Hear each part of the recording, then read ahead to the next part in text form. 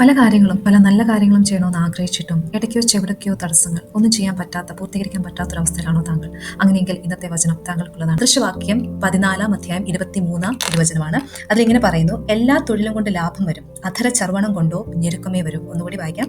എല്ലാ തൊഴിലും കൊണ്ട് ലാഭം വരും, അധര ചർവണം കൊണ്ടോ ഞെരുക്കമേ വരും. അതിന്റെ ഇംഗ്ലീഷ് വേർഷനകത്ത് നമ്മളത് കാണുവാണെങ്കിൽ ഇങ്ങനെ പറയുന്നു. ഞാൻ വായിക്കുന്നത് ഇന്റർനാഷണൽ ട്രാൻസ്ലേഷൻ ആണ്, ന്യൂ ഇന്റർനാഷണൽ ട്രാൻസ്ലേഷൻ. അതിൽ പറയുന്നു, Proverbs 14:23 all hard work brings a profit but mere talk leads only to poverty. ഇത് രണ്ടിലും പറയാൻ ഉദ്ദേശിച്ചിരിക്കുന്ന കാര്യം ഇത്രയേ ഉള്ളൂ. നമ്മൾ ചെയ്യുന്ന എന്ത് കഠിനാധ്വാനവും ഒരു റിസൾട്ടിലേക്ക് എത്തും, എന്നാൽ വെറുതെയുള്ള സംഭാഷണം ദാരിദ്ര്യത്തിലേക്കേ നയിക്കത്തുള്ളൂ.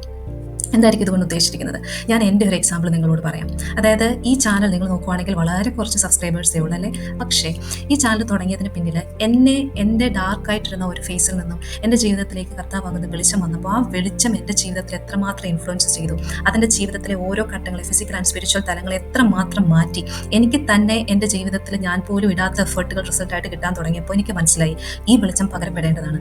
അങ്ങനെയാണ് ഞാൻ ഈ ചാനൽ സ്റ്റാർട്ട് ചെയ്തത്. ഇനി ഈ വചനം പോലെ തന്നെ എൻ്റെ ജീവിതത്തിൽ ഞാൻ ഈ ചാനൽ സ്റ്റാർട്ട് ചെയ്ത സമയത്ത് ഒരു ലാപ്ടോപ്പോ അങ്ങനെ ഒരു എക്സ്റ്റേണൽ വളരെ എക്വിപ്ഡ് ആയിട്ടുള്ള ഗാഡ്ജറ്റ്സ് ഒന്നും ഇല്ലാത്ത സമയത്ത് എനിക്ക് ആകെ ഉണ്ടായിരുന്ന ഒരു ഫോണാണ്. ആ ഫോൺ വെച്ചിട്ട് ദിവസങ്ങളോളം ഇരുന്ന് പല വീഡിയോസ് ഡൗൺലോഡ് ചെയ്തിട്ട് അതിൽ എൻ്റെ ഓഡിയോ അതിനകത്ത് മിക്സ് ചെയ്തൊക്കെയായിരുന്നു ഞാൻ വീഡിയോ ഒക്കെ ചെയ്തുകൊണ്ടിരുന്നത്. എന്താണ് അതിൽ ഒരുപാട് ആൾക്കാരെ കിട്ടിയോ, അതിൽ ഒരുപാട് ആൾക്കാർ ഇത് കാണുന്നുണ്ടോ, അതൊന്നും നോക്കിയിട്ടല്ല. ഒരാളെങ്കിലും ഇത് കാണും, അയാൾക്കെങ്കിലും ഇത് ഗുണപ്പെടുമെന്ന് ഉള്ള ഒരു ഉത്തമ ബോധ്യം. അന്ന് തൊട്ടേ ചെറിയ ചെറിയ കാര്യങ്ങൾ, ചെറിയ ചെറിയ രീതിയിൽ ചെറിയ ചെറിയ മൂവ്സ് എടുത്തതുകൊണ്ട് ഇന്ന് ഒരുപക്ഷെ ഇത്രയുമേ ഉള്ളൂ എന്ന് മറ്റുള്ള ചാനൽസിനെയൊക്കെ എടുത്ത് നോക്കുമ്പോൾ തോന്നിയാലും അത്രയും പേരെങ്കിലും അതിനെ അക്സെപ്റ്റ് ചെയ്യണമെങ്കിൽ, ആരെയും ഫോഴ്സ് ചെയ്യാതെയാണല്ലോ സബ്സ്ക്രൈബ് ചെയ്യുന്നത്. അപ്പോൾ അങ്ങനെ അക്സെപ്റ്റ് ചെയ്യണമെങ്കിൽ അതിലൊരു വാല്യൂ ആർക്കൊക്കെയോ കാണാൻ കഴിഞ്ഞത് കൊണ്ടല്ലേ.